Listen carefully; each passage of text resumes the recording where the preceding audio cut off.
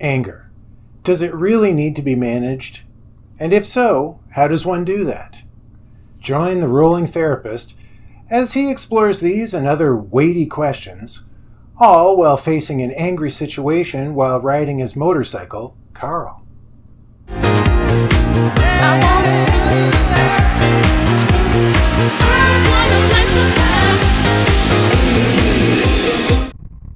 Here's the Rolling Therapist, enjoying a magnificent view of mighty Lake Huron. It's autumn here in Canada.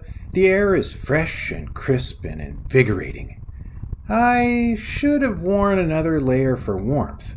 After an hour of riding, I'm feeling the combined effects of age and cold on my bladder. As the British say, I'm in need of the loo. Time to jet home, Carl.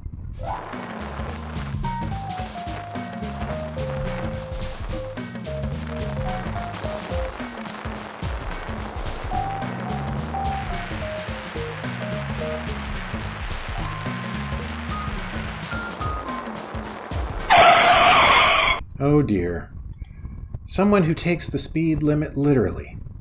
I mean, good for him. The Rolling Therapist does not endorse flagrant disregard for the laws of the land, especially while on camera. Good role modeling and responsible citizen stuff. Yes, definitely not advocating chaos and anarchy on this channel. But man, I gotta pee.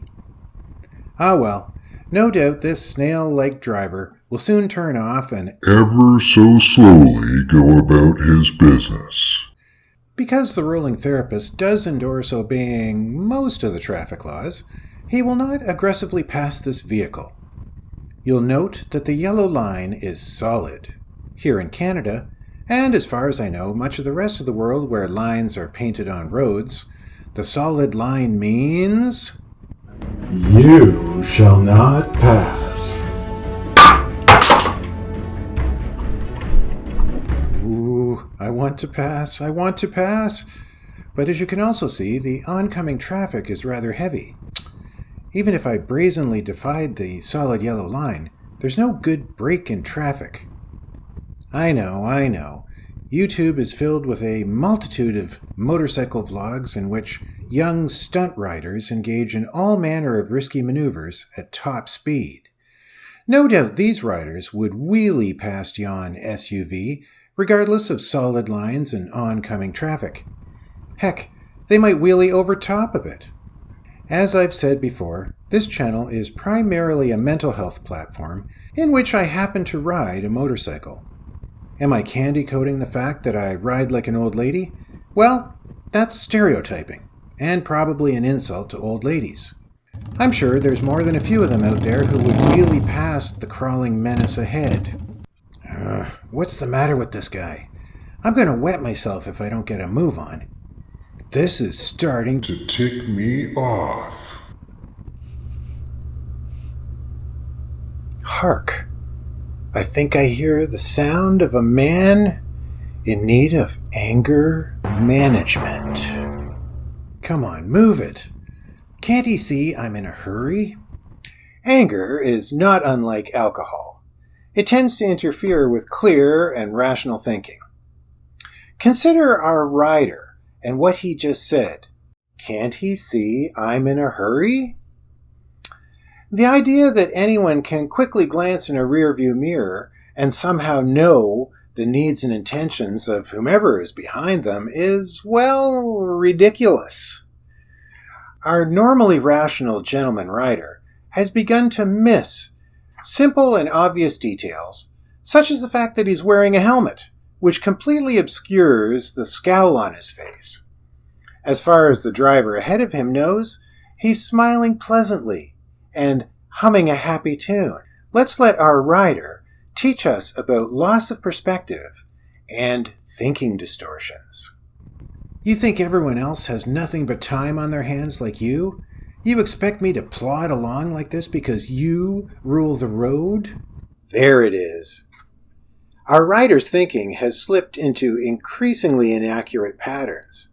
It appears that he believes he can now read minds and know what the driver ahead of him is thinking. As well, he has become convinced that what is important to him must be just as important to people who are around him. In point of fact, the driver ahead of him is probably thinking about what he'd like to have for lunch, or perhaps puzzling over the strange fashion choices of his grandchildren. The priorities of the rider behind him, especially that rider's overfull bladder, are about as likely to occur to him as is the political situation in Vanuatu. Oh my gosh, that's it. He's clearly doing this to make me mad. He knows I'm in a rush and he's sitting up there laughing at me. What a jerk. Observe. Here's a textbook perfect case of personalization. Our writer believes that random circumstances are somehow intentionally aimed at him in a nefarious way, striving somehow to crush his soul, or, in this case, to squeeze his bladder. This is ridiculous. How can this idiot expect me to put up with this? I don't know what's worse, the pain in my bladder or the pain of crawling along so slowly. Ah, how thoughtful. Our writer has illustrated 3 different thought distortions for us, the first being devaluation. The driver ahead of him is no longer a human of equal worth to the rider. Instead, he's become an idiot, a creature of distinctly lower virtue and value, and therefore worthy of scorn, derision, and quite possibly a key scraped along the side of his vehicle.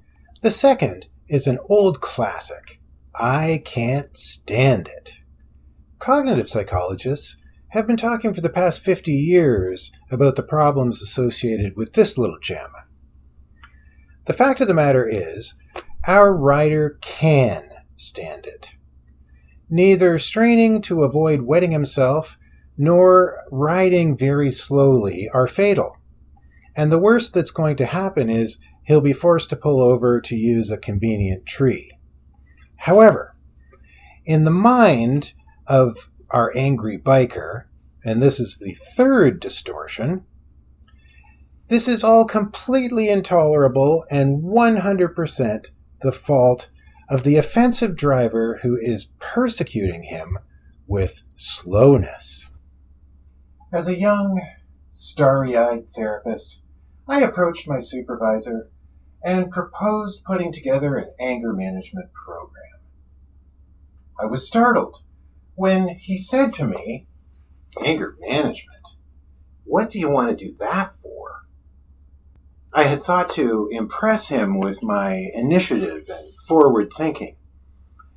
And instead I found myself dumbstruck and befuddled. Aren't therapists put on earth to do anger management? Patiently, he explained to me, anger doesn't need to be managed. It's just a feeling. Nobody cares if you're angry. They care if you punch them in the nose. You see, anger is an internal phenomenon, an emotion. Have you ever heard of happiness management, surprise management, or even disgust management? No, of course not. Emotions are there to act as signals to help guide us. They're not problems in need of management. Ultimately, the bottom line is aggression, getting punched in the nose, being called insulting names, or getting threatened, having a motorcycle ride up and over your recently washed and waxed car. Anger is assumed to cause aggression. But think about it. If anger was the one and only cause of road rage, a very great number of us would be lying crumpled in ditches. The roads would resemble a scene from a Mad Max movie. We feel anger lots of times without launching ourselves at other people's throats. And the human being is capable of great acts of violence while feeling little or no anger at all. But that's a topic for another time. For today, it's enough to understand that anger, in and of itself, does not require management. It's just a feeling, no different than an itch. The term anger management refers to two problems in need of management. Neither one of those is anger. Number one involves the distorted thinking that our washroom-seeking rider has already illustrated for us. Dictionary.com defines distortion as a misrepresentation or false representation of reality.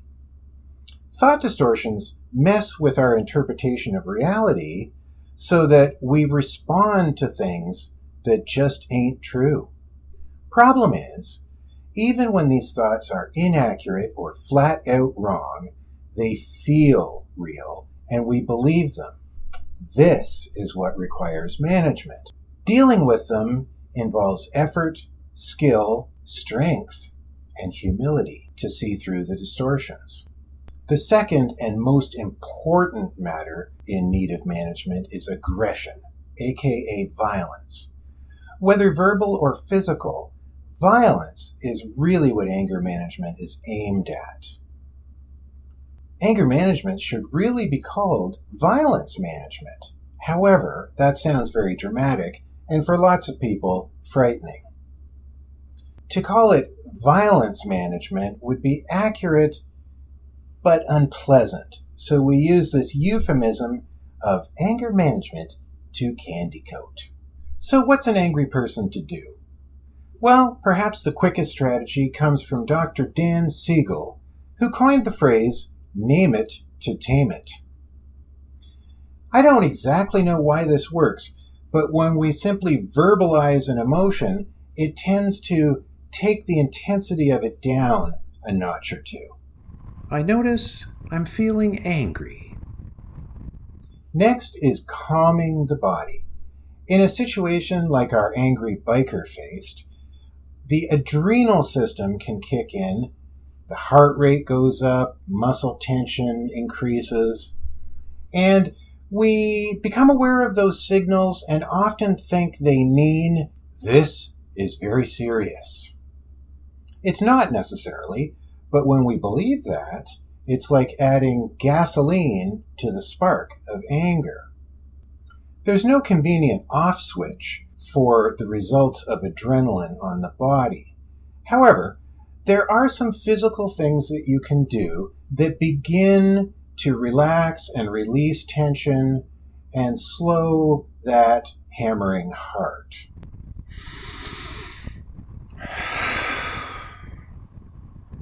In addition to taking a nice deep breath, or two, or three, our rider might roll his shoulders and flap his arms to release muscle tension. He might sit back into a more relaxed posture and, of course, roll off the throttle. The next strategy is realistic thinking, and it is best to do these things in order. You are much more likely to succeed with thinking realistically if you have first taken steps to reduce the emotion and calm the physical body. This sucks. But really, I'm sure that guy isn't doing it on purpose. He's just enjoying a leisurely Saturday morning drive. I'm sure he has no idea I gotta go. Yeah, this isn't the end of the world. I can always pull over and go behind an inconspicuous tree. Finally, let's talk about the nature and purpose of anger as an emotion. Fun fact, anger is a secondary emotion. That simply means it comes second. Typically, there are primary emotions which happen first.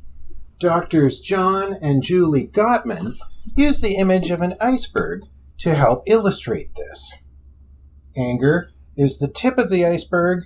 When we feel it, it's very easy to notice. Under the water are the primary feelings, which are not as easy to notice, or perhaps which we'd rather not notice because they're painful and vulnerable. These feelings include things like sadness, fear, humiliation, and helplessness. Anger leaps in to help protect us from the vulnerability of these feelings. It's part of our natural defense system and acts like a shield.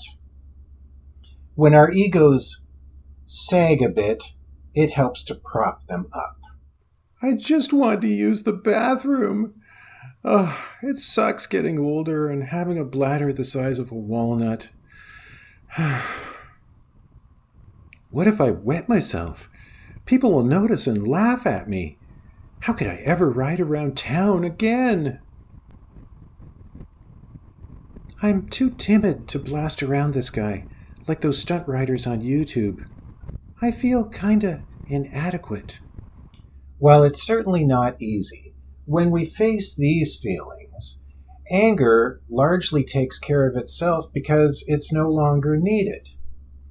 If you're interested in this idea, there's a link in the description below to a diagram explaining further. You might be thinking, why on earth would I want to let myself feel vulnerable and painful things? That's understandable. However, our vulnerabilities are also our greatest areas for growth and development. They are uncomfortable, but when we ignore them, we deny ourselves the opportunity to grow and improve. So let me practice what I preach and explain my own vulnerability in this situation. I've ridden a motorcycle for many years, but I'm actually quite a cautious rider. I don't feel confident in situations requiring fast maneuvering at speed, like blasting around a slow driver. During the pandemic, I discovered an excellent motorcycle skills channel called Moto Jitsu. He explains that you don't get any better at riding just by cruising the same familiar roads over and over again. Lots of riders with many years under their belts can't actually perform various skills which are needed in crisis situations, like tight turns or fast stopping. Skills which could keep you alive and unhurt in an emergency situation. If you ride, check out Moto Jitsu. There's a link in the description below. When I got caught behind this slow vehicle, it shone a spotlight on my lack of confidence and skill. If this had been a true emergency situation, I might have needed to zip around the vehicle with little room to spare or crash. I'm not sure I have those skills, so the situation confronted me with feelings of uncertainty and inadequacy. I don't like those feelings. Anger jumped in like a knight in shining armor and raised a shield to protect me from such uncomfortable feelings. All of this is not the slow driver's fault. My lack of confidence is my responsibility, not his. So it's quite unfair to blame him. If anything, the slow driver actually did me a favor. He gave me the opportunity to recognize my skills need improvement. If I take that opportunity to motivate myself to practice and improve, it could save my life in a future situation. Thinking about that, I'm no longer angry at all with this snail-like driver. In fact, I kind of want to thank him. But that would be weird, so I won't. I'll just take this footage home and make it into a YouTube video on anger management.